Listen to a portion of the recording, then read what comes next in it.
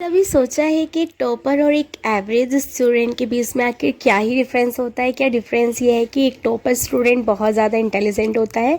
क्या डिफरेंस ये है कि वो जो टॉपर स्टूडेंट है उसकी ब्रेन पावर बहुत ज़्यादा हाई है? या फिर डिफरेंस ये है कि वो जो स्टूडेंट टॉपर है उसकी मेमोरी पावर बहुत ज़्यादा है? अगर मैं आज आपसे ये बोलूँ कि इन तीनों में से कोई भी रीज़न नहीं है, सबसे बड़ा रीज़न ये होता है कि एक टॉपर स्टूडेंट को ना कुछ ऐसी स्ट्रेटजी के बारे में पता होता है जिसकी मदद से ना हर एग्ज़ाम के अंदर वो टॉप कर सकता है। सो हाय एवरीवन, मेरा नाम है विदु शर्मा। सो कैसे हैं आप सब? होप करती हूँ आपको ये वीडियो पसंद आने वाली है, तो चैनल को जल्दी से सब्सक्राइब कर दें और बेल आइकन को ऑन कर दें, जिससे कि आने वाले वीडियो का नोटिफिकेशन आपके पास आता रहे। और आज मैं आपको टॉपर बनने के लिए बहुत अच्छी स्ट्रैटेजी बताने वाली हूँ। सो प्लीज़ पूरी वीडियो वॉच करना, क्योंकि अगर आप पूरी वीडियो वॉच नहीं करोगे तो आधा अधूरा ज्ञान किसी काम का नहीं होता ना। इसीलिए तो मैं गारंटी से कहती हूँ, अगर आपने पूरी वीडियो देखी और उसकी स्ट्रैटेजी फॉलो करी तो 100% आप बहुत कुछ करोगे लाइफ में जो आप करना चाहते हो। तो सभी बच्चे अपनी नोटबुक और एक पेन लेकर आ जाएं, जिससे कि इस वीडियो को आप जो मैं इसमें इंपॉर्टेंट टॉपिक्स बताने वाली हूँ आप उनको नोट डाउन कर सकें। तो इम्पॉर्टेंट टॉपिक पर ही बात करते चलेंगे, टॉपिक वाइज टॉपिक। और काफ़ी टाइम से मेरी वीडियोस नहीं आ रही थी, उसके लिए सॉरी, क्योंकि थोड़ा सा तबीयत ठीक नहीं था। अपनी ज़िंदगी के अंदर पिछले 4 से 5 साल के अंदर हज़ारों टॉपर से बात कर रही हूँ मैं, हज़ारों एवरेज स्टूडेंट से भी बात करी है मैंने। चाहे आप किसी भी कॉम्पिटिटिव एग्ज़ाम की तैयारी कर रहे हो, चाहे किसी आईआईटी की कर रहे हो, चाहे जेईई की कर रहे हो, चाहे नीट की कर रहे हो, चाहे आप किसी बोर्ड एग्ज़ाम की कर रहे हो, 10th-12th की, तो मैं हज़ारों बच्चों से हर बार पूछती हूँ क्या डिफरेंस होता है। तो ध्यान से समझना टॉपर्स पढ़ते कैसे हैं। सुनना पहले ये चीज़, जो टॉपर स्टूडेंट होते हैं ना, आखिर ये पढ़ते कैसे हैं। सबसे बड़ा सवाल कि टॉपर कुछ अलग तरीके से पढ़ते हैं, बिल्कुल पढ़ते हैं। और वही चीज़ें आज मैं आपको बताने वाली हूँ स्टेप बाय स्टेप। जितने भी सवाल लिखे हैं ना, इन सभी सवालों का आंसर दूंगी इस वीडियो के अंदर। ध्यान से सुनना। एवरेज कैसे पढ़ते हैं, क्या डिफरेंस होता है वो बताऊंगी। दूसरी चीज़, टॉपर डिस्ट्रैक्ट होते हैं क्या? क्या टॉपर्स भी डिस्ट्रैक्ट होते हैं? क्योंकि मेरे साथ क्या होता है ना कि मैं ऑलमोस्ट जब भी पढ़ने बैठती थी या फिर बैठती हूँ तो मेरा माइंड फेसबुक, व्हाट्सएप इन सब में जल्दी जाता था। तो हम सब क्या होते थे कि डिस्ट्रैक्ट हो जाते थे। तो डिस्ट्रैक्ट होने से हमारा जो ब्रेन सेल्स है वो वर्क नहीं करता। जो भी हमारे पास गैजेट होता है तो उसे हमें दूर रखना होता है जब भी हम स्टडी कर रहे हो। टॉपर्स कम स्टडी से भी ज़्यादा मार्क्स लाते हैं, क्योंकि उनको स्ट्रैटेजी पता होती है कि किस तरीके से उनको पढ़ाई करना है। और जब उनको पता होता है कि उन्हें किस तरीके से पढ़ाई करना है तो वो पूरा फोकस उस पर ध्यान देते हैं। 12 घंटे नहीं पढ़ते, पर वो जितने देर पढ़ते हैं उतना अपने माइंड को रिलैक्स करके और समझ कर पढ़ते हैं। उनके मार्क्स बहुत अच्छे आ रहे हैं। अब सोचने की बात तो ये है कि आखिर वो कैसे स्ट्रेटेजी को फॉलो कर रहे हैं जिससे कि वो कम पढ़ के भी बहुत अच्छे मार्क्स को लेकर आ रहे हैं। उस स्ट्रेटेजी के बारे में बात करूँगी। तो लास्ट सबसे इम्पोर्टेंट, टॉपर सब कुछ याद कैसे कर लेता है दीदी?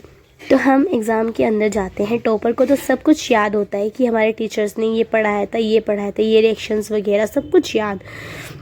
उसको आखिर उसके दिमाग के अंदर ऐसा क्या होता है, उसके दिमाग के अंदर ऐसा क्या होता है जो कि वो खास होता है, उसको वो कुछ नहीं बोलता।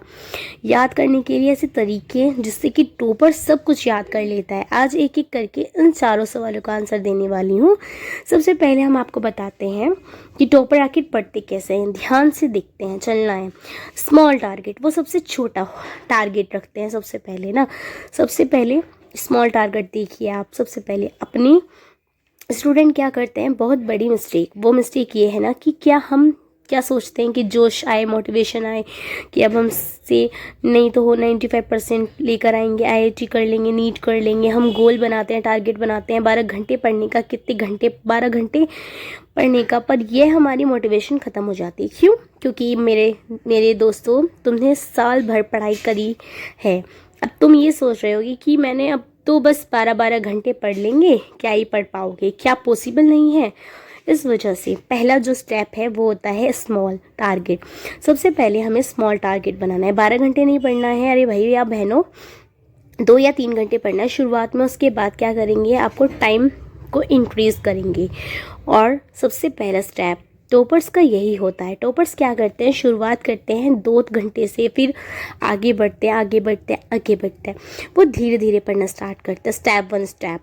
मोस्ट इम्पॉर्टेंट स्टेप, अगली बात सुनो, अगला होता है don't follow books and teachers. आपको बता देती हूँ, एक टीचर्स मैथ्स पढ़ा रहे हैं, फिर दूसरे टीचर्स वही चैप्टर आके आपको उसका रिवीजन करा रहे हैं। तो मैं आपको कहना चाहती हूँ, जो भी आप पढ़ रहे हो तो आप एक पर फोकस करो। मतलब आप ट्यूशन अलग लगा रहे हो, स्कूल टीचर से अलग पढ़ रहे हो, सेल्फ स्टडी अलग कर रहे हो, जो मैथ्स के क्वेश्चंस होते हैं ना, वो एक ही मेथड से करो। ज़रूरी नहीं है आप कोई भी मेथड से कर सकते हो, बट आप डिस्ट्रैक्ट मत हो। जिससे भी पढ़ना है एक से पढ़ो, यानी कि आप अलग अलग लेक्चर्स दे रहे हो, आप माइंड से डिस्ट्रैक्ट हो रहे हो, ठीक है। इसी वजह से उनको जो टाइम होता है ना, वो वेस्ट नहीं होता। आप क्या कर रहे हो, कभी इधर से पढ़ रहे हो, कभी उधर से पढ़ रहे हो, कभी इधर से पढ़ रहे हो, कभी उधर से पढ़ रहे हो। ऐसा करोगे तो आधा समय तो कन्फ्यूज़न में निकल जाएगा कि उन टीचर ने हमें ऐसा पढ़ाया था, उन टीचर ने हमें ऐसे पढ़ाया था, उन टीचर ने हमें ऐसा पढ़ाया था। तो वो सब अलट पलट हो जाता है, तो वो हमें माइंड को बहुत ज़्यादा दिक्कत देता है। तो मैं ऐसा नहीं करना। नंबर 2, खुद की नोट्स बनाओ। अगर समय है तो खुद के नोट्स बनाओ। और इम्पोर्टेंट क्यों साइंटिफिक फैक्ट बता देती हूँ, जब हम लिखते हैं वो हमारे दिमाग के अंदर छपता है, ये साइंटिफिक फैक्ट है, ठीक है। तो अगर तुम लिख रहे हो, खुद के नोट्स बना रहे हो, ऑटोमेटिकली तुम्हारी मेमोरी के अंदर सारी चीज़ें रिटर्न होती जाएंगी।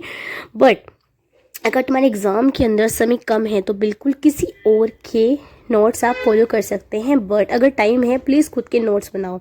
ये हमारी पहली चीज़। अब आगे बढ़ते हैं। सेकंड हमारा सवाल था टॉपर्स का डिस्ट्रैक्शन। टॉपर्स का डिस्ट्रैक्शन तब होता है जब वो कैसे सोल्व होता है। अब एक एग्जांपल लेती हूँ। सबसे पहले एक स्टूडेंट बनाते हैं हम, तो स्नेहा, ठीक है। अब क्या करती है स्नेहा, हमारे बेचारे एवरेज स्टूडेंट वो क्या करते हैं कि क्या हुआ है कि यार आज सोचा 6 बजे से पढ़ना स्टार्ट करेंगे, बट वो क्या होता है, वो सोचते ही रह जाते हैं। जो लोग सोचते रह जाते हैं ना, बहुत ज़्यादा सोचते हैं, वो डिस्ट्रैक्ट होते हैं, बात करते हैं एक दूसरे से और कहते हैं स्नेहा नाम की लड़की नेहा नाम की लड़की से मैसेज करके पूछती है कि तुम्हारी कितनी प्रिपरेशन हुई, तो वो उसको मिसगाइड कर देती है कि नहीं मैं तो पढ़ाई नहीं कर रही क्योंकि मुझे बहुत स्ट्रेस हो रहा है, बहुत एग्ज़ाम हार्ड आने वाला है। तो उसके मन में क्या डाल दिया उसने, एक डर डाल दिया।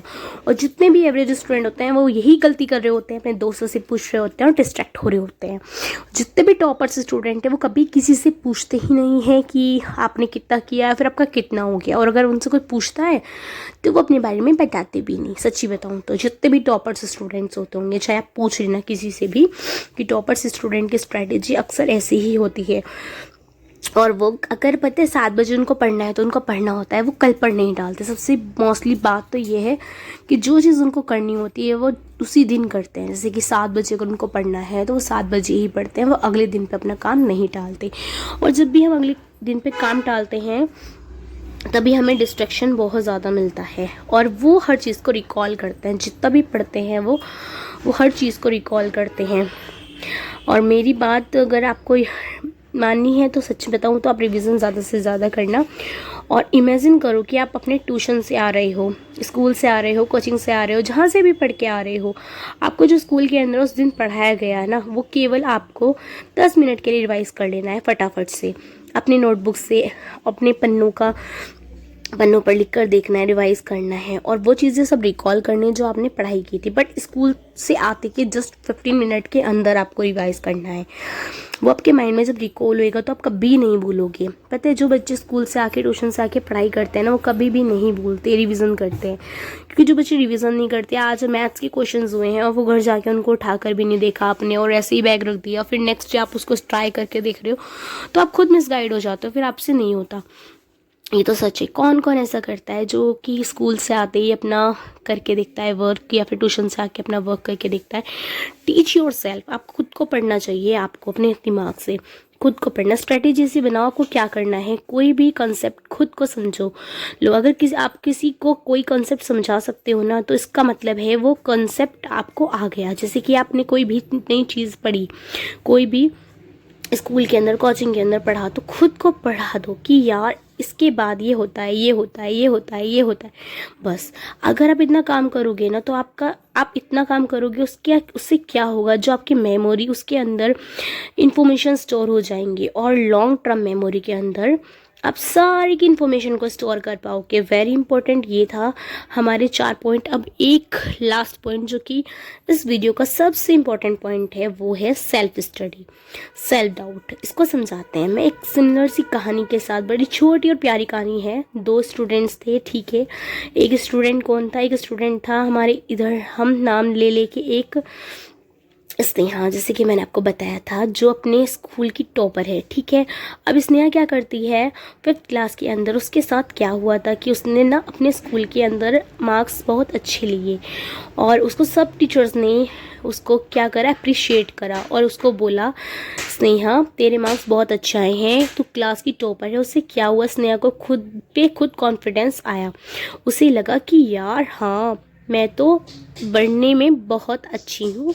उसकी वजह से स्नेहा 6th क्लास के अंदर टॉप कर, 7th में टॉप कर, 9th में टॉप कर, 10th में।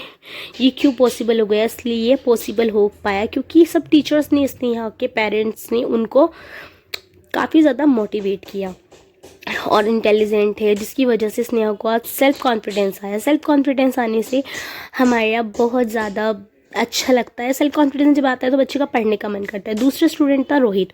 रोहित की कहानी में क्या होता है कि ना, वो 6th क्लास के अंदर रोहित के मार्क्स अच्छे नहीं आते। उसके पेरेंट्स उससे ये बोल देते हैं कि बस तू पढ़ना तेरा बेकार है, क्या ही कर लेगा तू अपने सेल्फ स्टडी। उसका सेल्फ कॉन्फिडेंस और ज़्यादा नीचे गिरते जाता है। जब उसका सेल्फ कॉन्फिडेंस नीचे गिर जाता है तो उसका पढ़ने में मन नहीं लगता है। जब किसी का सेल्फ कॉन्फिडेंस गिर जाता है ना तो फिर दिक्कत होती है। तो हमें सेल्फ कॉन्फिडेंस को स्ट्रॉन्ग करना है। होप करते हैं वीडियो आपको काफ़ी पसंद आई होगी। तो please do like, comment, share, subscribe my channel. मिलती हूँ जल्दी ही अनदर वीडियो के साथ में। तब तक के लिए थैंक्स फॉर वॉचिंग विदुषमा चैनल। ऐसे ही बहुत सारा सपोर्ट करते रहिए गाइज, और आपको ऐसी अमेजिंग वीडियोस देखने को मिलेंगी और आपसे डेली आया करेंगी अच्छी से अच्छी वीडियो। कोशिश करूँगी बोर्ड एग्ज़ाम के लिए अच्छी से अच्छी वीडियोस आपके लिए अपलोड करूँ। Thanks for watching.